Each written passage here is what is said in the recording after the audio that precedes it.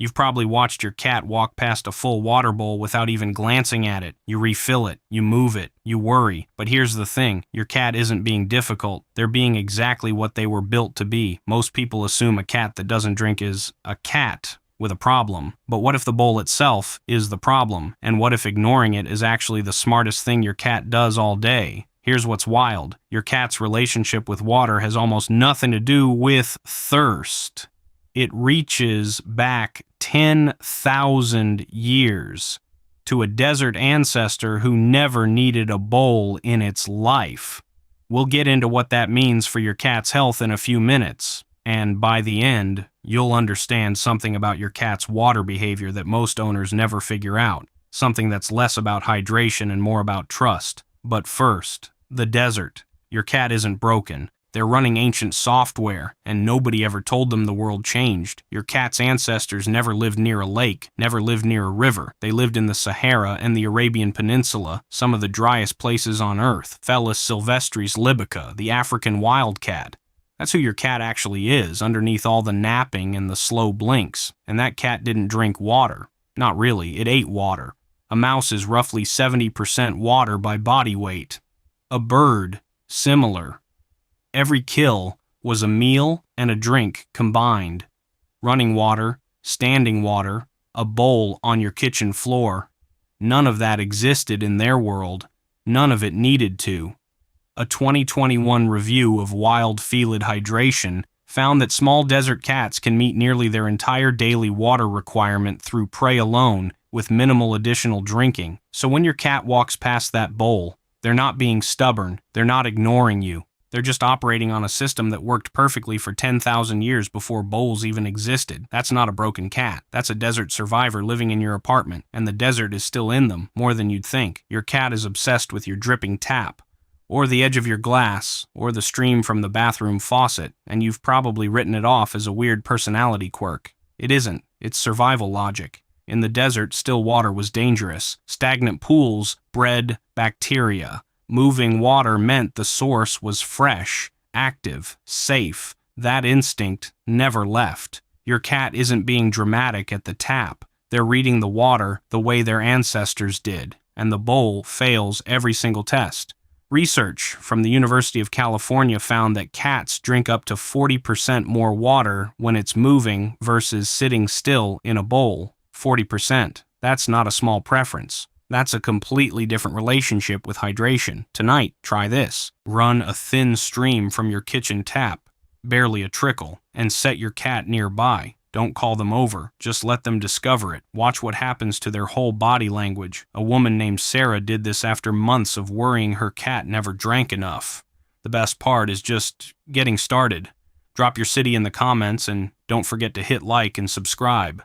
Within 2 days of switching to a pet fountain, her cat was drinking 3 times as often. Bowl is human logic. Stream is cat logic. Where you put the water bowl matters more than what's in it. Most owners place the bowl right next to the food. It makes sense to us. 1 spot, 2 needs, done. But to your cat, that arrangement is quietly wrong. In the wild, a kill attracts bacteria. The area around prey becomes contaminated fast. Cats evolved to keep food and water completely separate. Finding water away from the carcass was a survival rule, not a preference. A 2019 feline behavior study found cats drink significantly less when water is placed within a foot of their food bowl. The instinct that kept their ancestors alive is quietly suppressing their hydration right in your kitchen. And hey, if this is already making you see your cat's behavior completely differently, hit like and subscribe. Most cat owners never hear any of this, and the next few points get genuinely important for your cat's health, because here's where it shifts. It's not just about bowl placement, it's about a thirst signal that doesn't work the way you'd expect. Your cat can feel thirsty too late. By the time that signal fires, something has already gone quietly wrong. Ancient logic, wrong kitchen, real consequences. Your cat's thirst signal is broken, not damaged, deliberately blunted. In the desert, feeling thirsty was dangerous. Thirst meant you were already losing water faster than you could replace it. So cats evolved to suppress that signal, to stop the craving before it became a distraction. Don't seek what doesn't exist. Keep hunting instead. A 2020 veterinary review found that cats can be mildly dehydrated before their thirst response activates at all. The threshold is significantly higher than in dogs or humans. That was genius in the Sahara. In your living room, on a dry kibble diet, it becomes something else entirely. A woman named Claire noticed her 12-year-old cat seemed perfectly fine, eating well, moving around, normal in every visible way. Then a routine vet visit flagged early kidney stress. The vet's first question, what does she eat? Dry food only for years.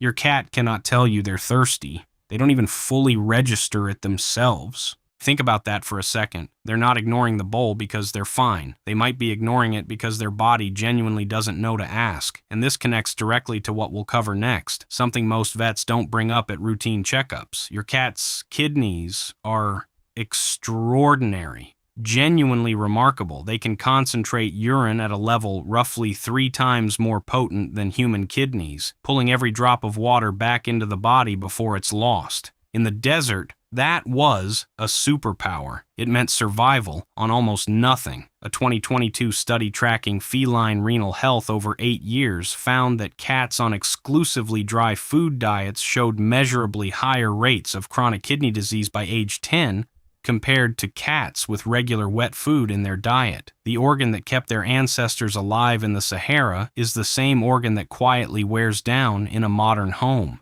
Not because it's weak, because it was never designed to work this hard, this constantly, for this long. Here's what you can actually do tonight. You don't have to overhaul everything. Just add one wet meal. That single shift starts moving their daily hydration baseline in the right direction immediately. A small can, a pouch, anything with real moisture content, not a treat, a delivery system. Every meal is a choice. And now you know what that choice is actually doing, one way or the others, over the course of your cat's entire life.